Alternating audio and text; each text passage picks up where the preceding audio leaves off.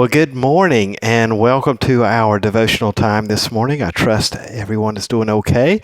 I thought I'd take a look at Matthew 8. Actually, I'm going to let you read Matthew 8.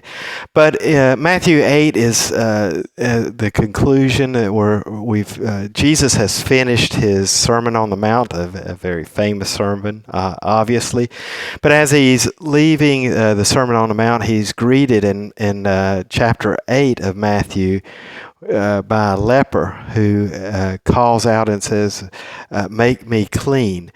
And it's kind of, if you think about it in terms of a Jewish faith, Leviticus 13, I believe it is, it says don't touch a leper, you'll be unclean and you'll have to go through a cleansing process to be brought back into society, brought back into the fold of Judaism.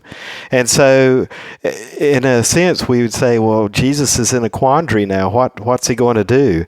Is he going to touch this man and bring healing into his life? And if he does that, he's unclean himself, at least until he goes through the cleansing ritual. And if you read on a little bit further from the leper who is healed, we'll find out the centurion asks for healing as well from Jesus, and he doesn't touch at all.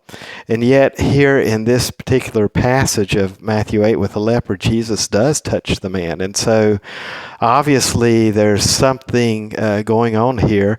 And I think one of the biggest things is that we see our Lord is bigger than any disease, and he, no matter how dirty we may be, unclean we may be, we have this, like the leper has this social disease or this leprosy that could be very contagious and make people unclean by just being around them. But that doesn't happen with Jesus, because Jesus is Lord, and he actually, when the Lord touches you and touches this leper here, he becomes clean, and the leprosy has no effect on Jesus. And what a beautiful story that we have right after the Sermon on the Mount. We see Jesus putting to practice all the things he talks about, who God is and who we are to be in the Lord.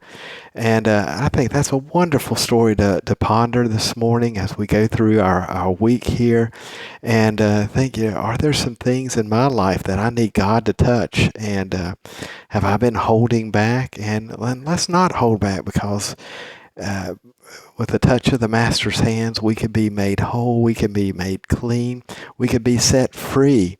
And our dirtiness does not make our Lord dirty. Instead, his presence makes us clean. So I invite you to ponder that in Matthew chapter 8 today. And I pray you have a great week, and we will talk to you soon. God bless. Peace of Christ. Bye now.